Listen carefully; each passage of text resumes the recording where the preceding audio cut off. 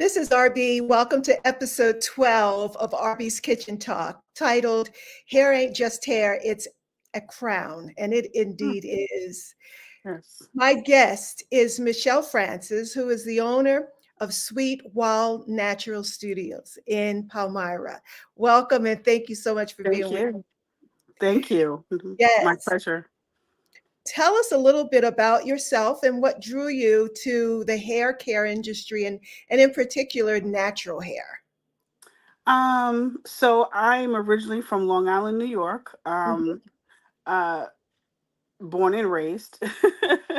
Got to New Jersey a little bit, and then I married my husband, had kids, all that. But my mother sent me to school one day with 1,000 barrettes in my hair, All right. um, and Islip, New York, where there's very few of people of color there.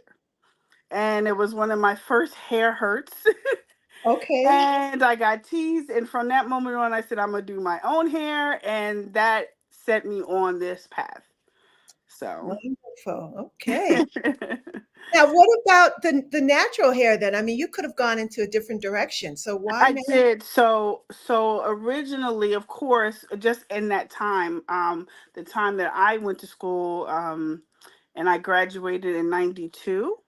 Okay. So in that time, natural hair, of course, it always existed, Mhm. but it wasn't what people did. I started off just like most people did, doing relaxers, and at the time I was doing French rolls and ponytails and all these things. Um, and then had a career from that time. And then somewhere around 2000, in 2000, I decided that I was going to be natural, Okay. and that particular journey took me down a road, um off and on, still getting relaxers but trying to be natural, not accepting it, all those things. Mhm. And then finally in 2007, after a bad hair experience that probably we all have had, with relaxer, I decided that it was no longer for me and in my journey. And then that's when I went down the path of natural hair, making my own natural products.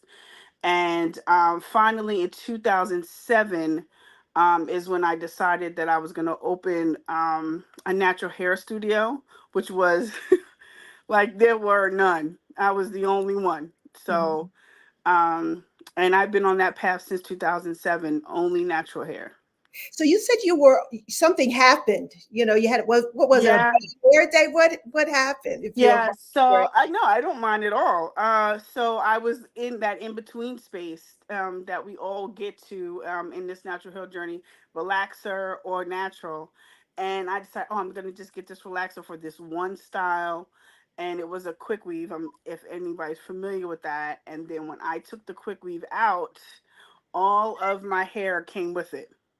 All I of see. the Yeah, so it was devastating. It Uh-huh. was, it was like, I know this wasn't done properly. It was all these things. And I decided at that point, it wasn't worth it to me to use a relaxer anymore. And I used to be, they call it the creamy crack for a reason. I was a every two week kind of girl putting relaxer on. And so I know how it can be addicting to Mhm. use relaxer. But once you set off on a journey and you see the freedom of natural hair, it becomes so much easier to accept it and embrace it. Yeah. I mean, you said something that hit home for me, and that was the freedom. I mean, Mm, it's so great to be able to get up in the morning and perhaps wet your hair or put a leave-in moisturizer, and you go. And yes. if you keep it, where it's healthy, you don't have to worry about it. Not to Hmm. mention that it saves on the pocket because you don't Yes. have to go as frequently as you would if you had relaxer. Absolutely. And when I hear people say having natural hair is hard, when I hear people say that it's expensive, when I hear people say that I have a cabinet full of products, it's us over complicating what we already have. It's real easy. It's a four-step system: shampoo, condition, leave-in, styler, and that's it. That's it. That's it. Well, let me tell you, when I left your salon, And I'm not going to get ahead of myself, but you are absolutely right. I'll tell you, searching for the right product is expensive and Mm-hmm. it's nerve-wracking. But when you find the right product and you know what to use, it is Mm-hmm. free. So we know that black hair is beautiful. It's a tapestry that's woven into the fabric of our history, and it represents self-identity, expression. And, some people wear it as a means of demonstrating resistance, but it is certainly self-expression. And for those who are natural, understand that perfectly. But for those who may not know, what does it mean to go natural, to just be natural? Is there something special about it, or what? Yes, there's something special about it. It's true acceptance of self to me. That's the expression. It's true acceptance of self. I have an example today. I had a woman 55 who came in, and she's been natural for the last 9 years, but she's been hiding behind crochets and sew-ins and all these different things. She's never worn her hair natural. She's like, I don't know what everybody's gonna say. And I said, at 55, who cares what anybody says about your hair? It's true acceptance and embrace. It means so much. And the more we as women of color exhibit we as our natural selves, the more everybody's going to accept us in the corporate world, in any world. We can be accepted as we are.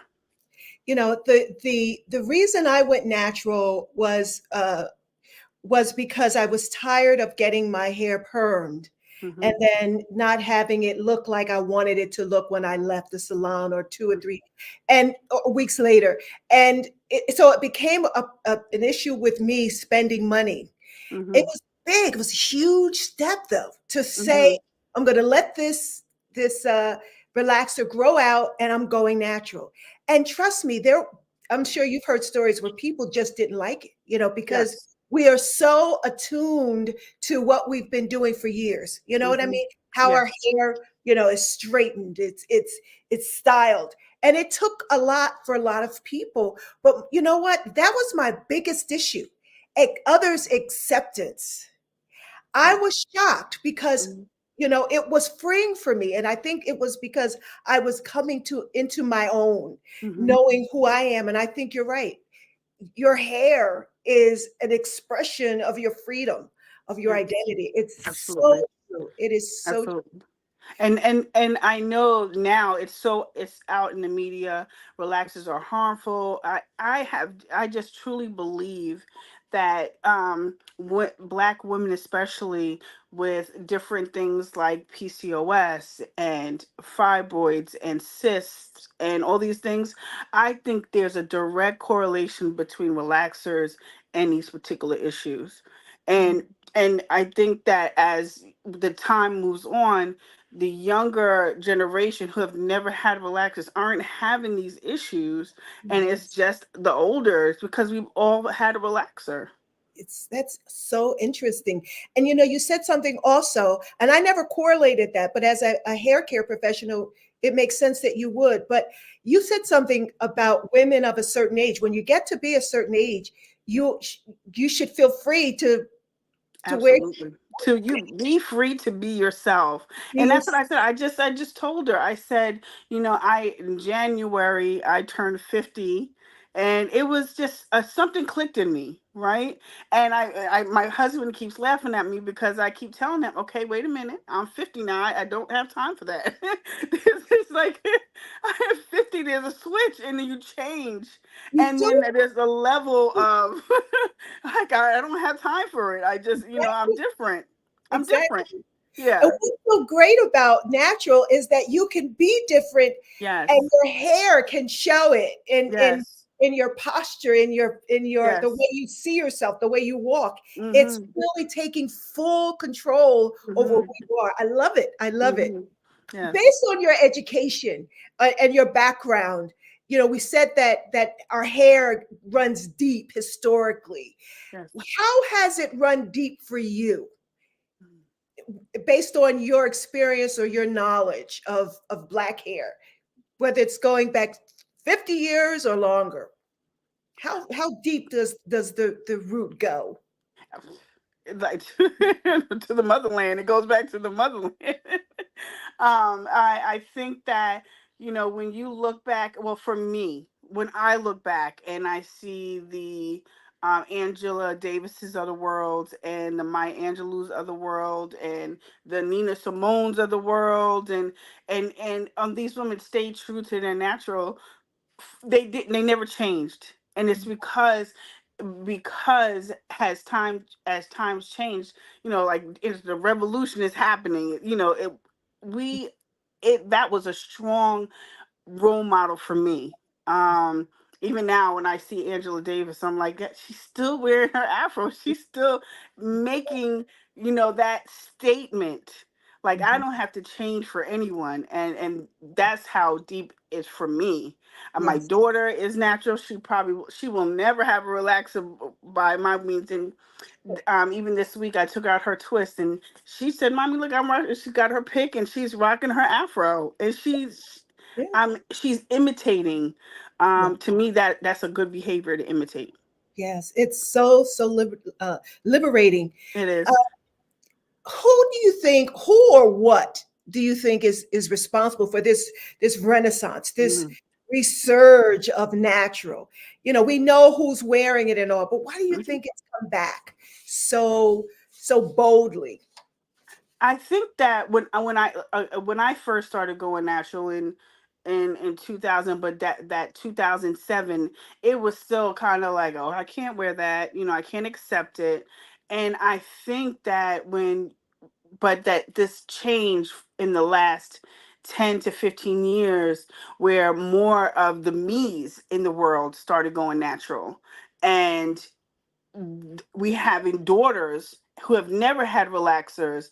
I think with that, with the natural hair products coming on the market, us making products for ourselves, it makes it easier to say, you know what, I can do this. Mhm. And then when you see people actually growing out, and you see people doing twist outs and hair growing, and it's like, oh, my hair does grow, because the reason why our hair wasn't growing is the relaxers were breaking our hair off. So I think that once we had good examples, like true real examples, That's good. um it helped the younger generation, those being born in 2001, 2005. They're like, oh, I could do this. I have 20 somethings that have never had a relaxer at Mhm. this point. Yes. So the idea of doing a relaxer is not even intriguing to them because they've never had it. That's interesting. I don't have young women like that in my life. Hmm. So it's interesting to hear you say that. And I think what else I see quite interesting is men. You know, Yes. they are rocking, this new hair, this expression Hmm. of themselves. And I love it so much Hmm. because it speaks to who we are historically, but it Hmm. also speaks to how we see ourselves. Yes. We see ourselves as we want to see, how we want to see ourselves. Hmm. And it's not being dictated by anyone, by any Standards. system Right. or institution. It's by Hmm. us. And you're right. There are products now that are available to make us look good. And Hmm.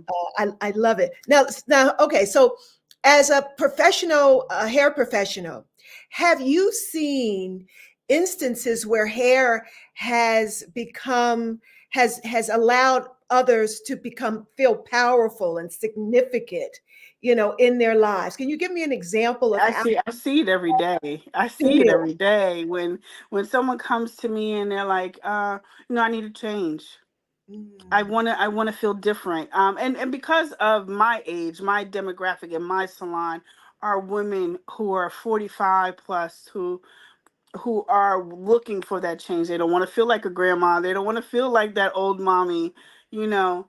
And sometimes just a change in color, a change in how they're wearing it, going short or growing it out, or any of those things, makes them feel better about themselves. That's the reason why I do what I do, mhm, is to mm. make women feel better about themselves. The minute they walk out the door, that confidence that um I see it every day. I'm not feeling good about myself today. Let me go see Michelle. That's And cool. That yeah. is really cool. And I mean, I do as well. I mean, when you, let me just share this. When you did my hair the first time, Mm-hmm. you were doing something that I hadn't had done before, you know? Mm-hmm. And so I'm looking, I'm like, okay, is this gonna work for me? Mm-hmm. Don't you know that it lasted so long? Wonderful. Wonderful. And I felt so good about Mm-hmm. my hair. I did. Oh, I'm glad you did. I really am. See, now, what is the fear? What do you think is the fear of women going natural? What is it, in your opinion? Honestly. Yeah, honestly, I think it's well, I think when I the lady I talked to today, it wasn't just about what people saw her like what she walking down the street Yes. and what they saw. It was inside her. It was inside her. And until I told her I can, she said I wanna look different. I like big hair. She told me what she wanted. But if you're not ready to accept what you have, there's nothing that I can do or any other styles can do or anybody looking at you from the outside can change unless you're willing to change how you feel on the inside. And I told her self-acceptance of your own hair is is what's going to make the difference. If you're ready, I'm willing to take this journey with you.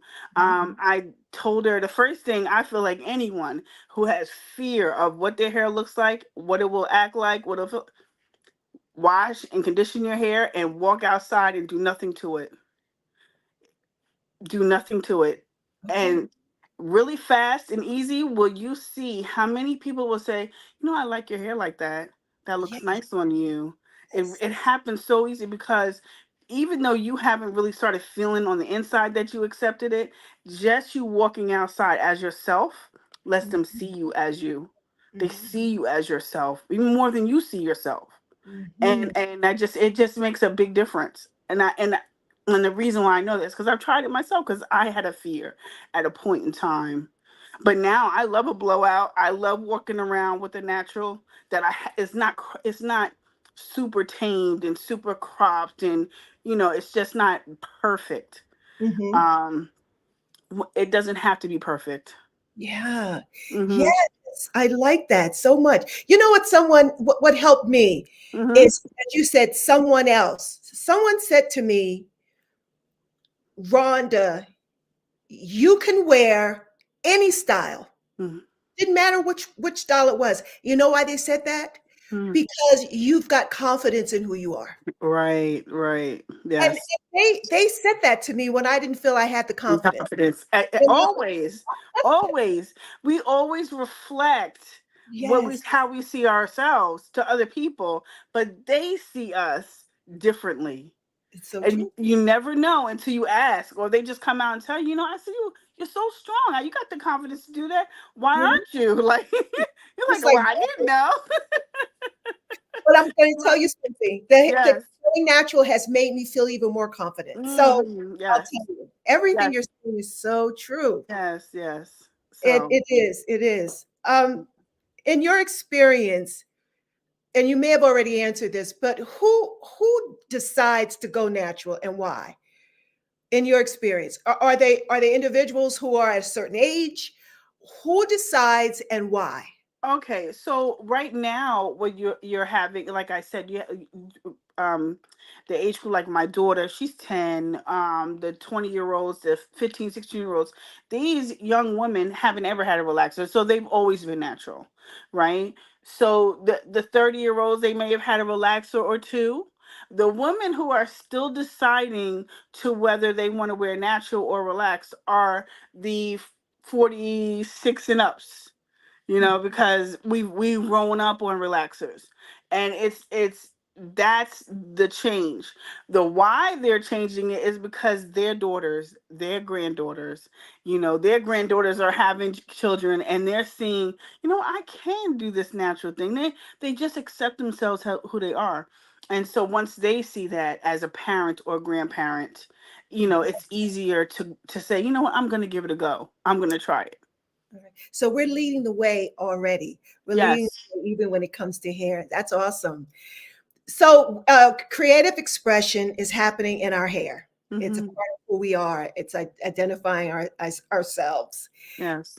What sort of hair best demonstrates this expression? Uh, I'd love to say locks.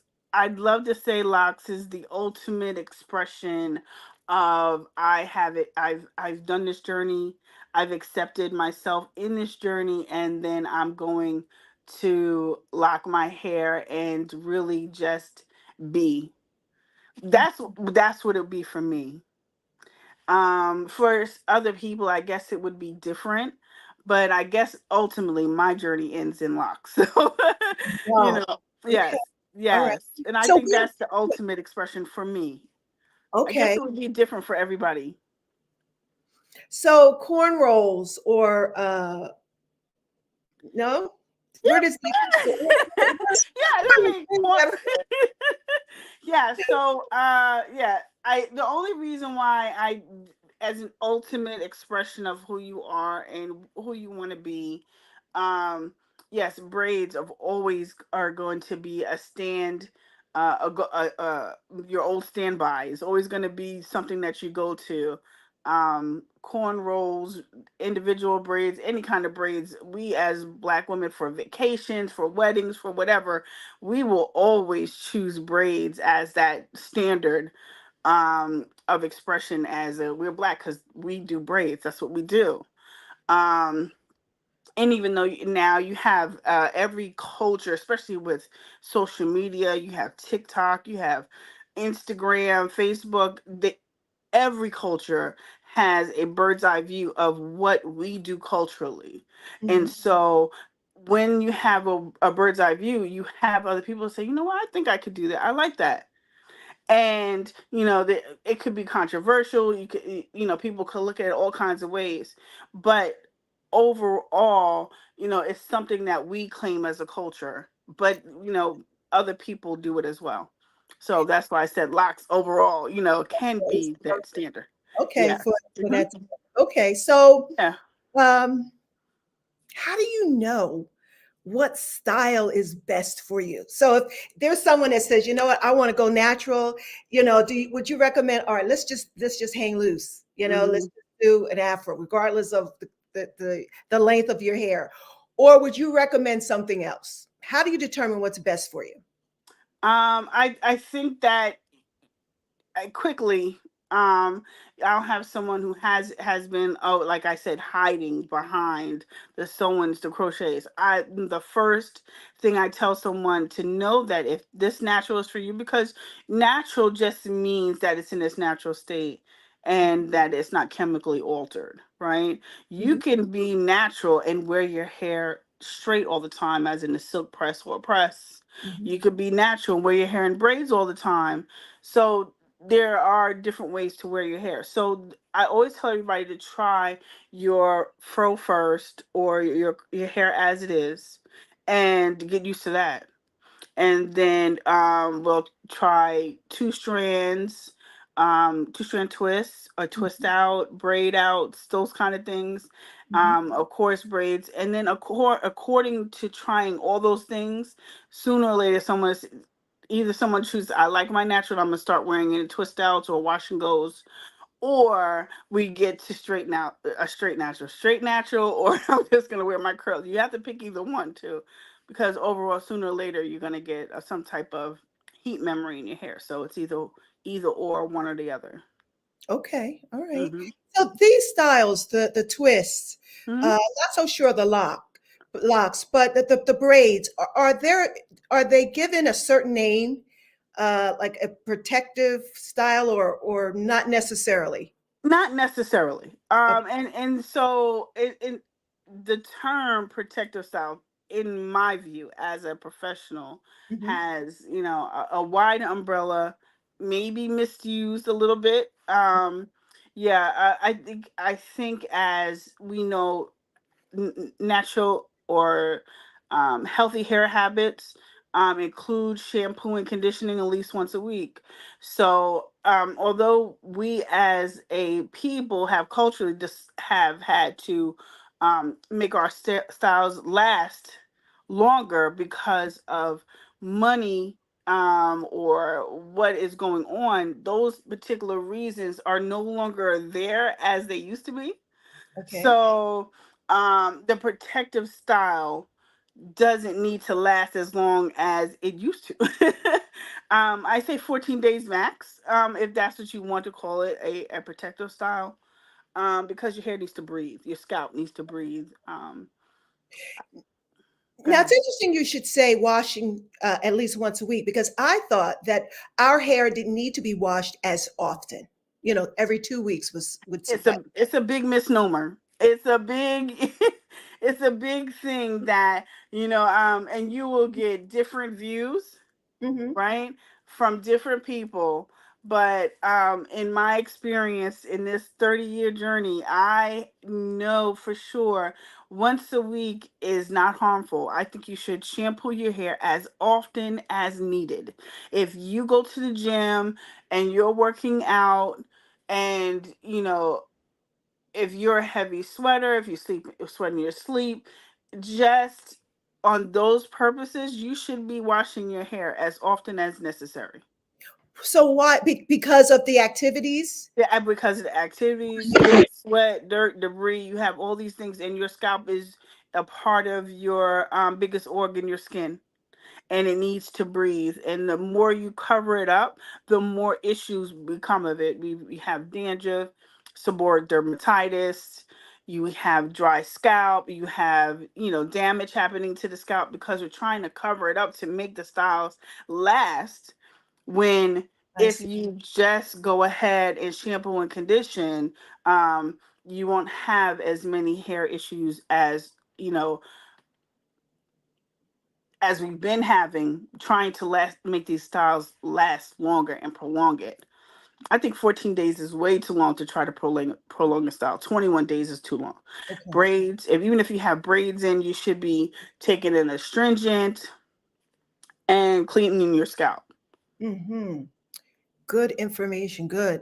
All right. So, what then is your best advice for obtaining, this beautiful, moisturized, healthy, bouncy, shiny hair? What is the best advice for that? Water. Water, water, water, water, and more water. The more you think of how to maintain your hair, the more water you use, the better your hair is going to behave.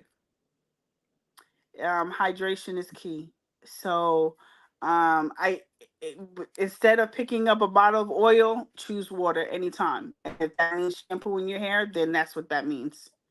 Okay. So, oil and water don't mix. They do not. They do not. It's a scientific fact. So, I always tell that's the number one thing I tell everybody in my dresser. How do you hydrate your hair? Oh, I use oil. And I'm like, well, I don't know how that hydrates. I'm not sure how that works out. But I know that if you use water, you're hydrating. I know that if you're using water loving products or products that have water as the first ingredient, I know that you're getting some type of hydration in your hair. I know that if you're using oil, that you're not getting the hydration your hair needs. Okay. So then the oil isn't creating the shine that we want. Oh, of course. Yes, it makes it look healthy, but it doesn't mean that it is healthy. It could be dry underneath.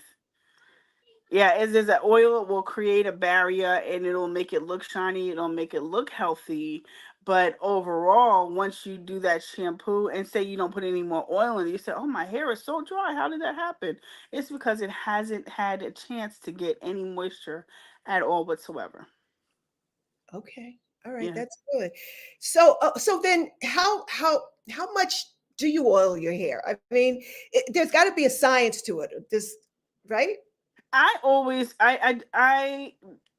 the only time that I add a sheen or oil to any of my clients' hair is at the finish. Sometimes I'll just spritz a couple of like a spritz. I do not take oil Okay. as we see in the market, and it's got 20, 30, 40 oils combined, and it's got herbs in it, and it's got all that stuff, and then say let's put that on our hair and keep it on there. Only time that I advise, if you're going to use an oil in that way, is that you're immediately going to be shampooing that oil out to break that barrier. Okay. So Yes. are you saying then that So it we, has its place, but it's happening before your shampoo. okay. Yes. So does our hair have natural oil? Yes. It secretes a natural oil called sebum. Okay. Yes. Okay. So it's not as though we've got to add tons of oil to our hair because it already is It already has it, and that's what's happening. The reason why people are getting seborrheic dermatitis, why people are having dandruff, why people are having dry scalp, why people are growing funguses on their scalp is because that you have that barrier of oil, and it no hydration can get in, and then when the sebum is coming out of your scalp, it's getting trapped, and there's nothing but oil on top of oil on top of oil, and it causes all these scalp conditions. And I tell everyone that comes in, if they have dry scalp, if they have seborrheic dermatitis, if they're growing fungus, if there's something going on with their scalp, 9 times out of 10 it is oil, and it's an overgrowth of yeast that's happening because there's no moisture getting to their hair.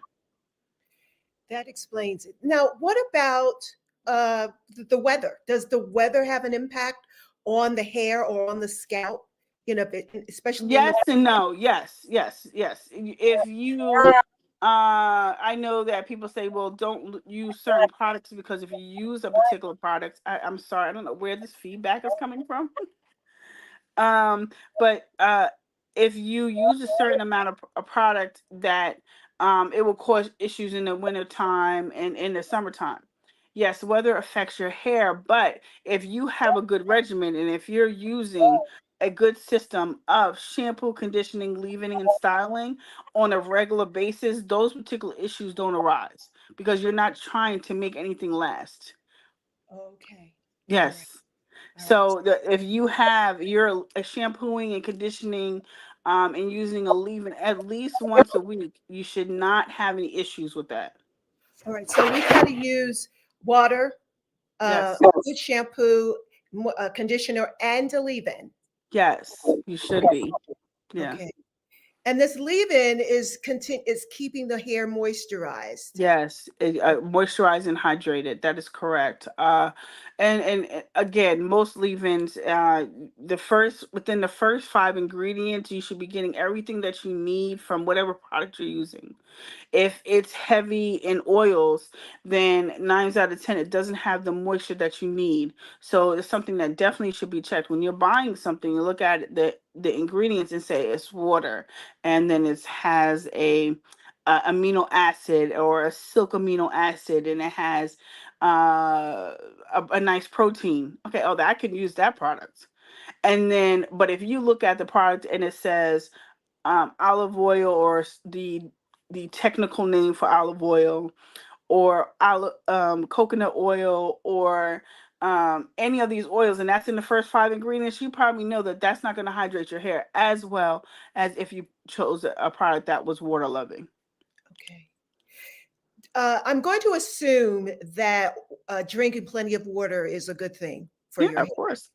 Yeah. Is there any other lifestyle changes or what we might want to incorporate in order to create a healthier Oh, hair? yes. So, excuse me. Water, collagens, vitamins, iron, zinc. These things are probably the top five that affect your hair. Okay. All So if you're missing any of those, 9 times 10 your hair could be stronger if you're using any one of those things. I take a liquid iron supplement, collagen. You can get collagen through bone broth. right. Mhm. A It doesn't have to be animal. There are animal free collagens available for people who are vegan. But if you have those in your top five things that you just part of your self care and vitamin on a daily basis, 9 times out of 10, your hair, skin, and nails will reflect that. Okay, wonderful. Thank you.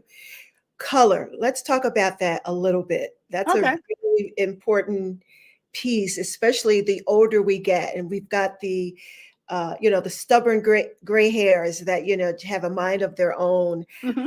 But aside from that, what color Mhm. should we get if we decide to? I mean, is there a science behind that? I understand there's a science to coloring, but what about Uh-huh.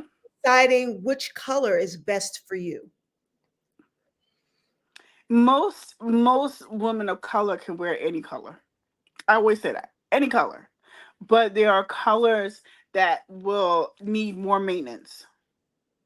So if you are and you show a lot of gray, so you're 75 to 100% gray, and you decide that you're going to wear your hair black or dark brown or any of those things, what you'll find is that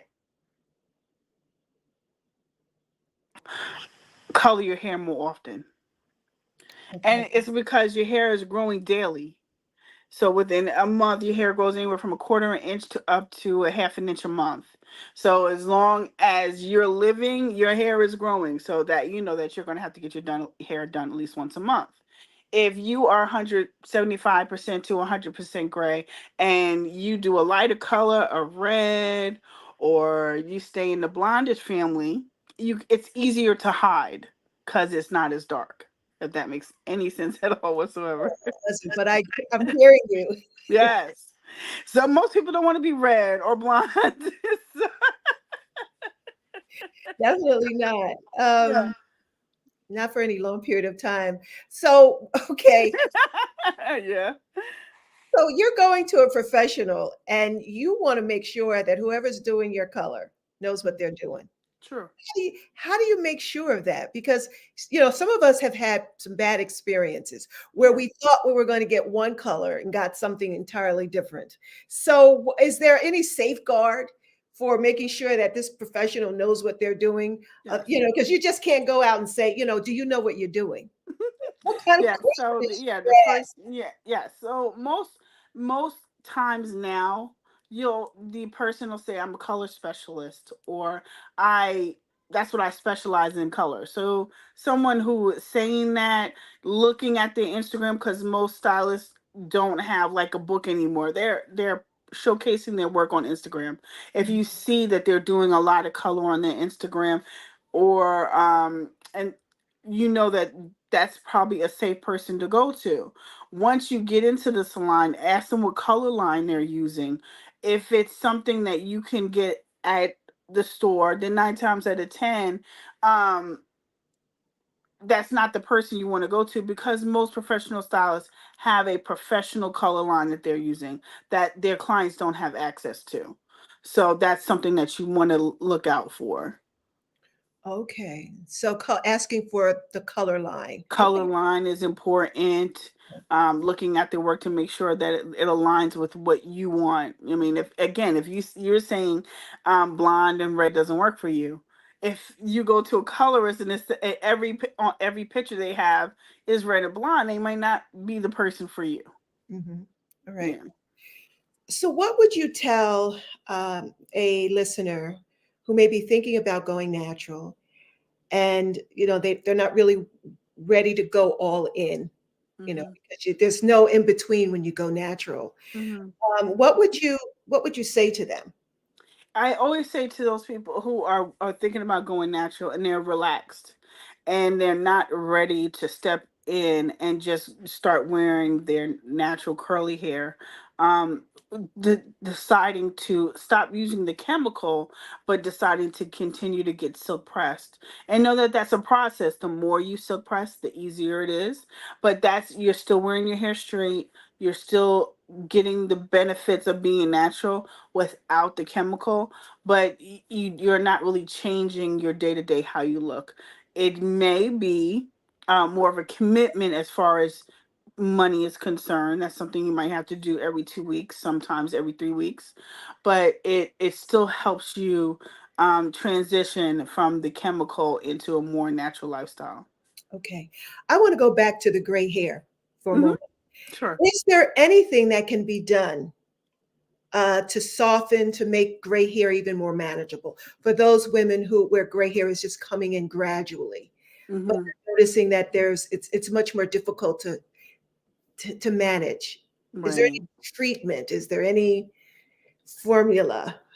I to be honest, no. The long and short of it, no. I mean, everybody, there are different types of grays that do come in. Some people have more wiry gray, some people, don't. It's the luck of the draw which gray you get. And the only thing that helps gray is to be hydrated. Now, there are some old remedies where you drink rosemary tea, and some say that that helps. I haven't actually tried it, but I've heard that it does work. Rosemary tea. All Yeah, right. I give yeah, it a try. You have a book out. Tell yes. us about it and where it can be purchased. Right now, my book can be purchased, or the journal can be purchased on Amazon. It's called "Hear Me Out." Can I show it? Of course, go right ahead. So I don't know if that's it. Yeah, I don't know if that's it. Yeah, "Hear Me Out." Yeah, okay, got it. All right. Yeah, it's Nice. a 30-day guide to healthy hair healing and acceptance. And this is actually my sister-in-law's copy. But oh yeah, so it has tips and tricks in there. Um, just your first hair hurt, ways that you might want to journal, what style you're using, or what you want to go to. Um, so it's got a lot of, yeah. This is a good inspiration photo.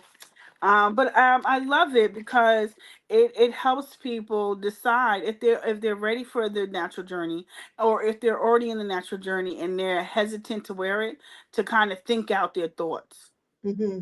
on how they want to behave in this natural world, and if it's gonna be for them.